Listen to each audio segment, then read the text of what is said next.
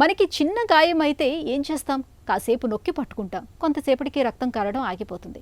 కానీ చిన్న దెబ్బ తగిలినా రక్తం అస్సలు ఆగకుండా అలానే కారిపోతూ ఉంటే ఆ ఊహే భయానకంగా అనిపిస్తుంది కదా. హీమోఫీలియా ఇలాంటి ప్రమాదకర సమస్యే. జన్యుపరంగా తలెత్తే హీమోఫీలియాను వాడుకలో రక్తం గడ్డకట్టకపోవడంగా చెప్పుకోవచ్చు.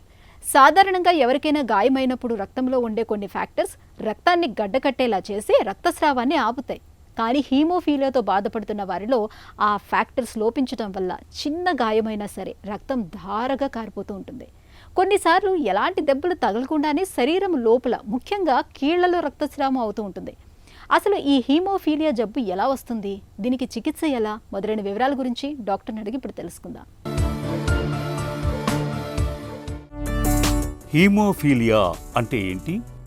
హిమోఫీలియా అనేది మన బాడీలో యాక్చువల్లీ ఎప్పుడైతే బ్లీడింగ్ అవుతుందో, ఆ రక్తస్రావం అవుతుందో అది ఆపడానికి ప్లేట్లెట్స్ మరియు కోయాగులేషన్ పాత్వే, ఈ రెండు పాత్వేస్ ఉంటాయి. రెండు సరిగ్గా పనిచేస్తేనే ఆ బ్లీడింగ్ ఆగుతుంది.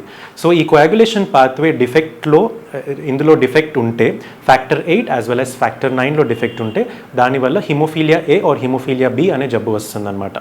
సో ఇలా ప్రాబ్లమ్స్ ఉన్నప్పుడు ఈ బ్లీడింగ్ అవ్వకపోవడము, చిన్నగా దెబ్బ తగిలిన అన్కంట్రోల్ బ్లీడింగ్ అవ్వడం లాంటి సిమ్టమ్స్ చూస్తూ ఉంటాం. హీమోఫీలియా ఎందుకు వస్తుంది? ముప్పు ఎవరికి ఎక్కువ? ఎందుకు వస్తుంది అనేసి అంటే ఇందులో ఎక్స్ క్రోమోజోమ్లో అబ్నార్మల్ ఉంటే, ఆ జీన్లో ఫ్యాక్టర్ 8 అండ్ ఫ్యాక్టర్ 9 జీన్స్లో అబ్నార్మాలిటీ ఉంటే ఈ హిమోఫీలియా అనే జబ్బు వస్తుంది. ఆడవాళ్ళలో 2 ఎక్స్ క్రోమోజోమ్స్ ఉంటాయి కాబట్టి యూజువలీ ఫీమేల్స్ ఉట్టి క్యారియర్ స్టేటస్లో ఉంటారు. మేల్ చైల్డ్కి మాత్రమే యూజువలీ ఈ హిమోఫీలియా అనే జబ్బు చూస్తూ ఉంటాము. సెకండ్ క్రోమోజోమ్ ఇన్యాక్టివేట్ అయినప్పుడు రేర్గా ఆడవాళ్ళలో కూడా చూస్తూ ఉంటాం. హీమోఫీలియాను ఎలా అనుమానించాలి? ఎప్పుడైతే ఎక్సెసివ్ బ్లీడింగ్, ఇప్పుడు నార్మలీ పుట్టిన తర్వాత పిల్లలు క్రాల్ చేయడం స్టార్ట్ చేస్తూ ఉంటారు. అప్పుడు మనకి మోకాళ్ళు, నీ జాయింట్లో స్వెల్లింగ్తో వస్తారు. లేకపోతే బ్రెయిన్లో బ్లీడ్ అవ్వచ్చు, లేకపోతే ముక్కులోంచి బ్లీడ్, గమ్స్లోంచి బ్లీడ్, ఇలా ఎక్సెసివ్ బ్లీడ్.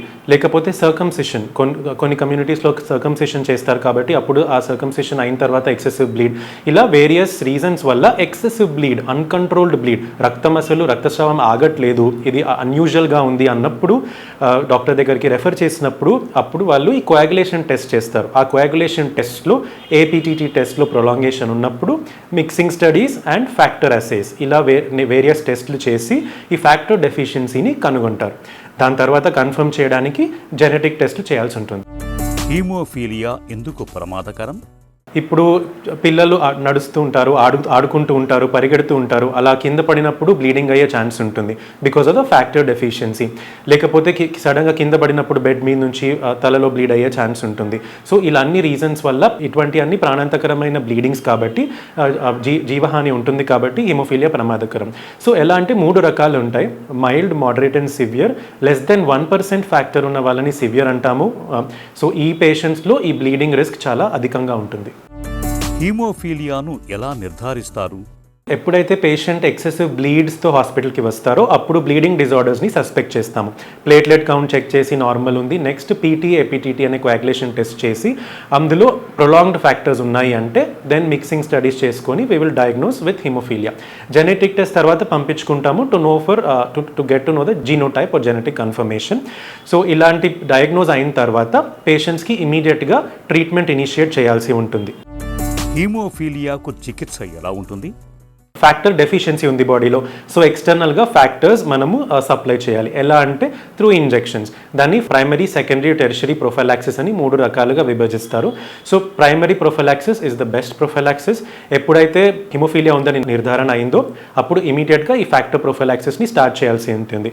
సో పేషెంట్ ప్రొఫైల్ని బట్టి, అవైలబిలిటీ బట్టి, గవర్నమెంట్ సర్వీస్లోనా, ప్రైవేట్ సెక్టర్లో ఉన్నారా, ఫ్యాక్టర్ అవైలబిలిటీ చాలా important. Factor availability is one big problem. So అవన్నిటిని బట్టి ప్రైమరీ ఆర్ సెకండరీ ప్రొఫైలాక్సిస్గా ఇనిషియేట్ చేయాల్సి ఉంటుందన్నమాట. సో వీక్లీ ఇంజెక్షన్స్, వీక్కి 2-3 టైమ్స్ ఇంజెక్షన్స్ తీసుకోవాల్సి ఉంటుంది. ఫ్యాక్టర్స్ లెవెల్ కాన్స్టెంట్గా బాడీలో ఒక లెవెల్ మెయింటైన్ చేయడానికి, సో దట్ వాళ్ళకి కింద పడినా ఏమన్నా అయినా రక్తస్రావం అవ్వకుండా ఉంటుంది. సో దానివల్ల ఏమవుతుందంటే ఇలా రెగ్యులర్గా ఫ్యాక్టర్స్ తీసుకోవడం వల్ల ఇన్హిబిటర్స్ అనేవి డెవలప్ అవుతాయి. సో ఈ పేషెంట్స్కి అప్పుడు ఫ్యాక్టర్స్ ఇచ్చినా కానీ ప్రభావం ఎక్కువగా ఉండదు. సో దానికి అలాంటి పేషెంట్స్కి ఇమ్యూన్ టాలరెన్స్ ఇండక్షన్ ఇలాంటి వివిధ రకాల ప్రక్రియలు ఉన్నాయి. ప్లస్ ఇప్పుడు కొత్తగా మనకి ఎమిసిజ్యూమాబ్ అనే మందు వచ్చింది. ఈ ఎమిసిజ్యూమాబ్ అనే మందు it is a fracture rate మిమెటిక్.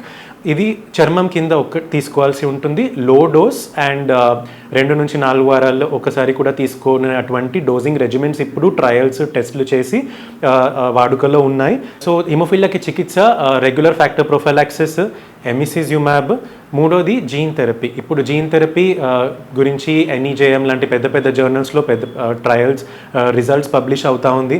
మన దేశంలో కూడా ఇప్పుడే స్టార్ట్ అవుతా ఉంది.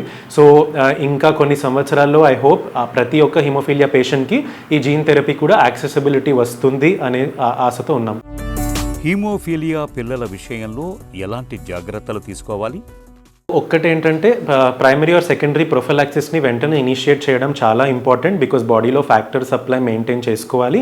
లేదంటే వాళ్ళు కింద పడినప్పుడు ఏదైనా చిన్న దెబ్బ తగిలినా వాళ్ళకి బ్లీడింగ్స్ అయ్యే ఛాన్సెస్ ఉంటుంది. Second thing, contact sports. ఈ ఫ్యాక్టర్స్ అవైలబిలిటీ లేని కాలంలో అయితే ఎటువంటి స్పోర్ట్స్ ఆడద్దు అని చెప్పేవారు. బట్ ఇప్పుడు ఫ్యాక్టర్ సప్లై ఉంది. సో ఈ sport activities like cycling, swimming ఇవన్నీ ఈజీగా చేసుకోవచ్చు, ఏమీ ప్రాబ్లం లేదు. In fact high and contact sports like playing cricket, tennis ఇటువంటివి కూడా కరెక్ట్గా ఫ్యాక్టర్ ప్రొఫైలాక్సిస్ ఇనిషియేట్ చేసి ఫిజియోథెరపీ టీమ్తో వాళ్ళు మంచి మల్టీడిసిప్లినరీ కేర్ తీసుకుంటే అన్ని రకాల స్పోర్ట్స్ కూడా ఆడొచ్చు. ప్లస్ వ్యాక్సినేషన్స్, పిల్లలకి వ్యాక్సిన్స్ ఇస్తారు, మజిల్ ఇంజెక్షన్స్ ఇస్తారు. అటువంటి టీకాలు ఏదైతే ఇస్తారో అవి ఇంట్రామస్క్యులర్ కాకుండా సబ్క్యూటేనియస్ రూపంలో ఇస్తే అక్కడ బ్లీడింగ్, మజిల్లో బ్లీడ్ అయ్యే టెండెన్సీ తగ్గుతూ ఉంటుంది అనమాట. సో ఈ హిమోఫిలియా పేషెంట్స్లో majorly joint bleeds, muscle bleeds ఇటువంటి చాలా సివియర్గా ఉంటాయి. సో ఏదైనా జాయింట్ ఒక్కసారి అఫెక్ట్ అయ్యి మల్టిపుల్ టైమ్స్ అఫెక్ట్ అయితే దాన్ని టార్గెట్ జాయింట్స్ అంటాము. అలా అవుతున్న క్రమంలో ఆ జాయింట్ పని చేయడం తగ్గిపోతుంది. సో స్టిఫ్గా అవుతుంది జాయింట్. క్రానిక్ హిమోఫిలిక్ ఆర్థ్రోపతి అనే ప్రాబ్లం వస్తుంది. సో అటువంటి రాకుండా ఎప్పుడైతే బ్లీడింగ్ స్టార్ట్ అయిందో ఇమీడియట్గా రెస్ట్ ఇవ్వడము, ఐస్ ప్యాక్ పెట్టుకోవడము, లెగ్ ఎలివేట్ చేయడము, కంప్రెస్ చేయడము అండ్ స్లోగా పెయిన్ తగ్గినప్పుడు ఇమీడియట్గా మెల్లిమెల్లిగా ఎక్సర్సైజ్ స్టార్ట్ చేసుకోవడము, ఇలాంటివన్నీ చేసి ఫ్యాక్టర్స్ కరెక్ట్గా ఇచ్చుకుంటే బ్లీడింగ్ అనేది తగ్గుతుంది. హీమోఫీలియా అనేది పూర్తిగా నయం చేయలేని జన్యుపరమైన సమస్య అయినప్పటికీ సరైన అవగాహన, ముందస్తు జాగ్రత్తలు, నిపుణుల పర్యవేక్షణలో చికిత్స తీసుకుంటే సాధారణ జీవితాన్ని గడపటం ఖచ్చితంగా సాధ్యమే. ముఖ్యంగా పిల్లల్లో చిన్న వయసులోనే హీమోఫీలియా లక్షణాలను గుర్తించడం, గాయాలు కాకుండా చూసుకోవటం చాలా ముఖ్యం.